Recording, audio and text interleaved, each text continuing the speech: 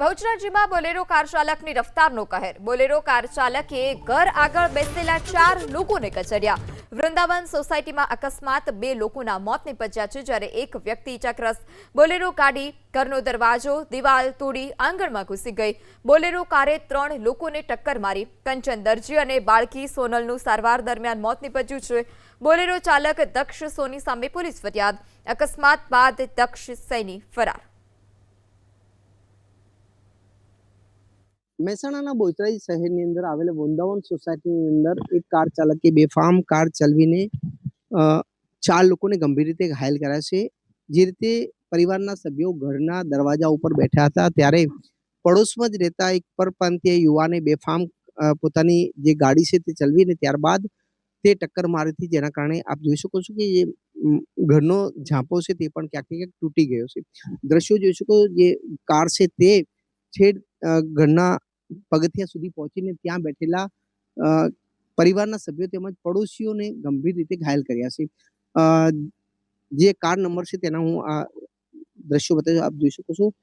HR76L3235 નંબરની આ car છે, જે હરિયાણા પાર્સિંગની છે. જો કે હરિયાણા પાર્સિંગની આ કાર પડોશમાં જ એક રહેતા પરિવારની છે ને આ પરિવાર અહીંયા રહેતો હતો. ત્યારબાદ આ સમગ્ર અકસ્માતની ઘટના બની છે. જે રીતે કાર ચાલકે અકસ્માત સર્જીને ત્યારબાદ ફરાર થઈ ગયો હતો. જે રીતે આ અકસ્માતમાં કુલ 2 લોકોના સારવાર દરમિયાન મોત થયા છે. અહીંયા સ્થાનિકો છે તેમનાથી વાત કરીશું શું સમગ્ર ઘટના બની હતી. દેશ સાહેબ, શું ઘટના બની હતી? કાલે 3જી તારીખે સાંજના લગભગ 7 વાગ્યાની આજુબાજુમાં અહીંયા અમારે આ જયંતિભાઈ દરજીના મકાનના પગથિયા ઉપર એમની વાઈફ, એમનો એક દીકરો પૌત્ર અને નાની દીકરી વત્તા સામે રાજુભાઈ દેસાઈ રહે છે, એમની પત્ની, એમની બેબી અને એનો દીકરો 5-6 જણા બેઠા બેઠા વાતો કરતા હતા. એવા ટાઈમે અમારી સોસાયટીમાં રહેતો આ હરિયાણાનો યુવક બોલેરો ગાડી લઈ અને ત્યાં આવેલો અને એણે એક રાઉન્ડ મારી અને એકદમ ગફલતભરી બેદરકારીપૂર્વક ગંભીર અકસ્માત એણે એવો કર્યો કે અમારી દિવાલ, દરવાજો અને પગથિયા બધું તોડી નાખ્યું અને જે બેઠેલા વ્યક્તિ હતી એમના ઉપર ગાડી ચડાવી દીધી. એમાં હોસ્પિટલ લઈ જતા 2 વ્યક્તિઓનું મૃત્યુ થયું છે અને એક બેબી હજુ ગંભીર હાલતમાં છે. આ રીતે ગાડી ચલાવી ખરેખર કોઈ પણ રીતે આ ચલાવી ના લઈ લેવાય એવો આ કિસ્સો છે.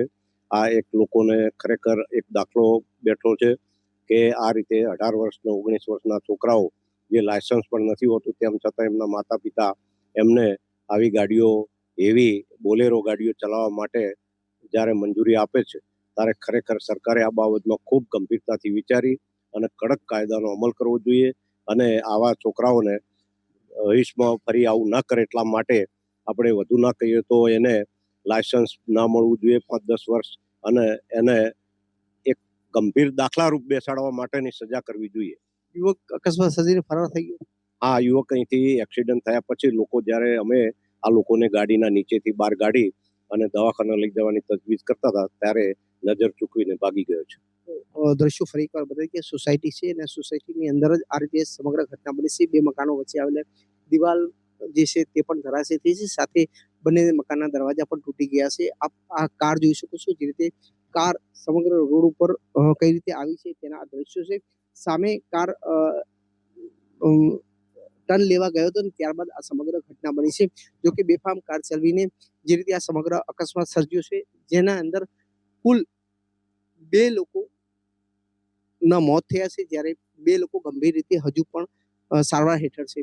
આ સમગ્ર ઘટનાને લઈને પોલીસે ગુનો તો નોંધ્યો છે, પરંતુ સવાલ એ થાય છે કે આ રીતે બેફામ સોસાયટીની કાર ચલાવતા નબીરા સામે કાર્યવાહી ક્યારે થશે. હારું નાગોરી, એબીપી સ્મિતા.